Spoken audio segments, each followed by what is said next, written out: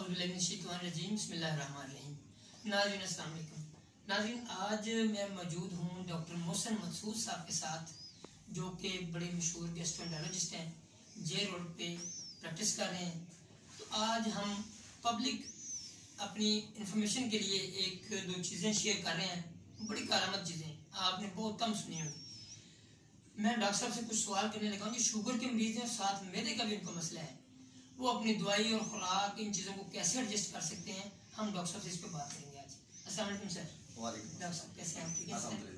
अच्छा डॉक्टर साहब, बहुत सारे ऐसे पेशेंट हमारे पास आते भी, आपके पास भी आते हैं, उनको शुगर भी है और मैदे का मसला भी है। तो सर इनमें कोई एडजस्टमेंट दवाइयों की और डाइट की, तो किस तरह सर आप मैदे के मरीज और शुगर के मरीज को एक दफ़ा एक जगह पे वो कैसे आप मरीजों को गाइड करेंगे कि वो अपनी शुगर और डाइट वगैरह इन दोनों मसाइल में उसको सेटल रख सकें?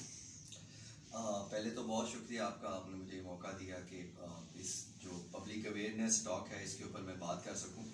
और इसमें ये बहुत इंपॉर्टेंट टॉपिक है कि अक्सर मरीज़ जो हमारे पास आजकल प्रेजेंट करते हैं शुगर के, वो या अर्ली ऑनसेट शुगर हो और साथ मैदे का मसला हो, या उनको शुगर की वजह से बहुत ज़्यादा लंबा अर्सा शुगर कंट्रोल ना रहे, तो उसमें मैदे की कमज़ोरी के साथ बहुत ज़्यादा अलामत आनी शुरू हो जाती है। अमूमी तौर पर हमारा जो मुल्क पाकिस्तान है और हमारे जो लाहौर शहर के लोग हैं, इर्द गिर्द के लोग हैं, खाने की उनकी बहुत रग़बत है। और हमारा जो खाने का स्टाइल है वो बहुत ज़्यादा स्पाइसी मुरगन ग़िज़ा है, मिर्च मसालों वाली ग़िज़ा है, उसमें हम लोग बिल्कुल एहतियात नहीं करते। और एक अमूमी कॉन्सेप्ट है कि अगर हम शुगर की दवाई ले रहे हैं और हमारी शुगर कंट्रोल है, तो उसके साथ हम डाइट में कुछ भी यूज़ कर सकते हैं। तो इसमें कुछ प्रॉब्लम्स ऐसी हैं जो कि मैदे में तेज़ाबियत के प्रॉब्लम्स हैं, जिसको हम मैदे में अल्सर होना, मैदे की सोजिश होना, तेज़ाबियत का मसला है, जिसमें अमूमी तौर पर मरीज शिकायत करते हैं जी कि हमें मैदे में बहुत जलन होती है, लूज मोशन डायरिया है, या खाने के बाद बदहज़मी या बड़े बड़े टिकार आना, या पेट में गैस का बहुत ज़्यादा होना। ऐसे मौक़ों पर दो तीन बातें बड़ी इंपॉर्टेंट हैं। एक तो हमें सबसे पहले मरीज़ को ये गाइड करना है कि वो अपनी खुराक की जो क्वालिटी है, जो उसकी खाने की रूटीन है, उसको ठीक करे, नंबर एक। नंबर दो, अपने खाने में जो मिर्च मसाले मुरगन ग़िज़ाएं, स्पेशली ये जो चिकनाई वाली चीज़ें या तली हुई चीज़ें, इनको बंद करें। तीसरे नंबर पर हमारा जो एक अमूमन कॉन्सेप्ट है कि फल की जगह जूस की इस्तेमाल जो है वो आजकल बहुत ज़्यादा है, जिससे आजकल डेंगू का सीज़न भी है, या वैसे भी लोग कमज़ोरी दूर करने के लिए जूस का यूज़ करते हैं, इनसे इज्तनाब करना चाहिए। शुगर का मरीज जो है उसको फल ले ले, वो बेहतर है, ऐसे कि जूस ले। जी बिल्कुल। जूस किसी भी तरीके से हमारी सेहत के लिए कोई बहुत मुनासिब चीज़ नहीं है। जूस लेने से आपको मैदे में गैस, तेज़ाबियत और इसके मसले ज़्यादा बढ़ सकते हैं। अगर मुझे और आपको भी दिन में एक से ज़्यादा गिलास जूस लेना पड़े, तो हमें भी शायद भूख में बहुत ज़्यादा कमी वाक़या हो जाए, और हमें भी मैदे में तेज़ाबियत और इस किस्म के प्रॉब्लम होना शुरू हो सकते हैं। चौथे नंबर पर बात यह है कि शुगर के मरीजों में दवाई को देखना बहुत ज़रूरी है कि मरीज़ दवाई कौन सी ले रहा है।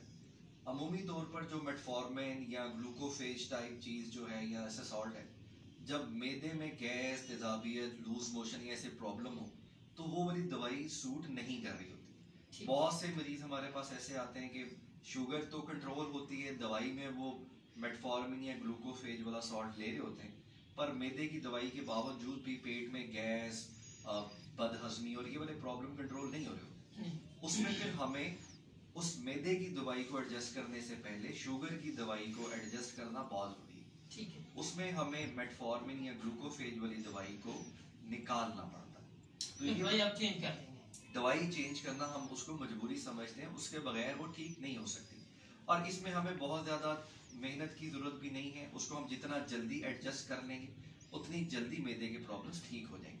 और उसके साथ जो मरीज़ का एक प्रॉब्लम है कि खाया नहीं जाता, पिया नहीं जाता, और उसके साथ शुगर, अक्सर मरीजों की दवाई एडजस्ट ना होने से, खाना पीना कम होने से शुगर हाई रहने के बजाय लो रहना शुरू हो जाती है। तो मरीजों की जो अक्सर अमूमी कंप्लेंट होती थी, मेरी शुगर लो रहना शुरू हो गई, कम खाने की वजह से कमजोरियां बढ़ गई।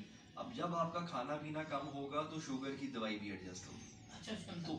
तो उसमें हमें बहुत बैलेंस लेके चलना पड़ता है कि हमारी शुगर की दवाई और हमारा जो खाने पीने का जो रूटीन है, या जो मैदे के मसले के साथ हम खाना पीना कम कर रहे हैं, अपनी शुगर की दवाई को भी उस हवाले से एडजस्ट करके रखें। जब हम एडजस्ट कर लेंगे तो हमारी रूटीन बहुत बेहतर हो जाएगी।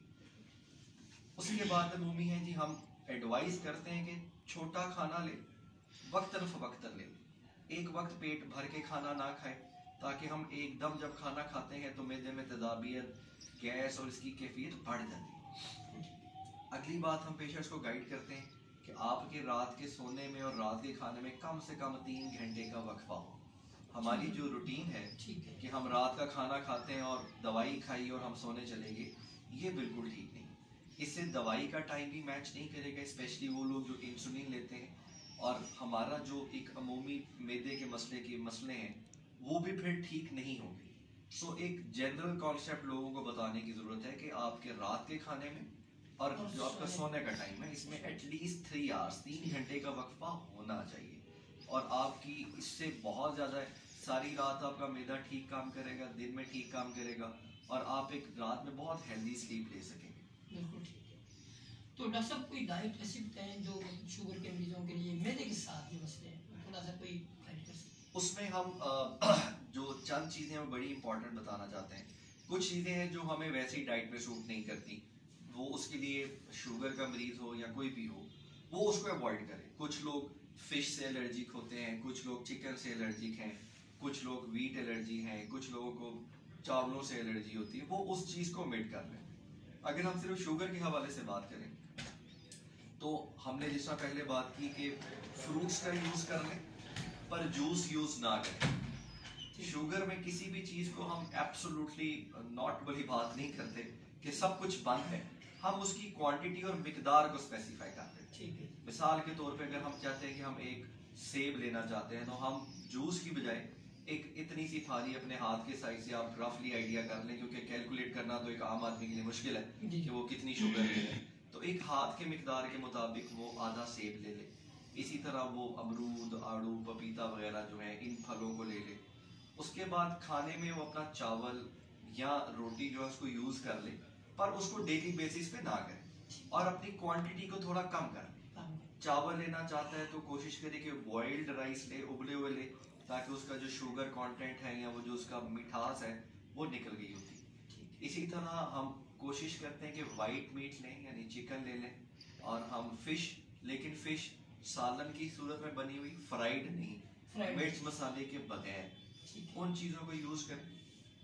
और किसी भी तरीके से हम चिकनाई वाली चीज़ें या जो मुर्गन ग़िज़ा जो हैवी वाली हैं, मतलब बारबेक्यूज़ हो गया, मटन हो गया, बड़ा गोश्त या छोटा गोश्त, जो कोयलों पे बना हुआ खाना है, उसको बिल्कुल भी अवॉइड करें। क्योंकि अगर हम वो भी साथ लेते जाएंगे तो हमारा जो मैदा है वो भी ठीक नहीं काम करेगा, और अगर हम मैदा ठीक काम नहीं करेगा तो हम शुगर की दवाई को भी एडजस्ट नहीं कर सकेंगे, और हम दोनों तरीकों से अपनी सेहत का बिल्कुल ख्याल नहीं कर सकेंगे। नाज़रीन, मैं तो इस नतीजे में पहुंचा हूँ कि जो शुगर और मैदे, क्योंकि शुगर के साथ बड़े सारे मसाइल जन्म लेते हैं, तो अपना कोई भी एक डॉक्टर जिसके साथ आप राब्ते में रहते हैं, अपनी शुगर और चार्ट उसका, और साथ डाइट चार्ट आपका होना चाहिए।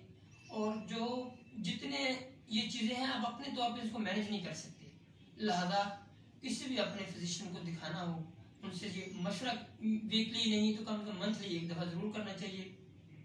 और अगर डॉक्टर मोहसिन साहब से आप मशवरा करना चाहेंगे तो हमारे नंबर आपको मिल जाएंगे, इस पर आप टाइम ले सकते हैं। जेल रोड पे डॉक्टर साहब बैठते हैं, तो इंशाल्लाह किसी को इससे ज़्यादा मज़ीद गाइडेंस की ज़रूरत हो, मेरे का कोई और भी मसाइल हैं शुगर के हवाले से, जो भी चीज़ें हैं, तो आप इन नंबरों पर रब्ता करके टाइम भी ले सकते हैं। आपका बहुत बहुत शुक्रिया।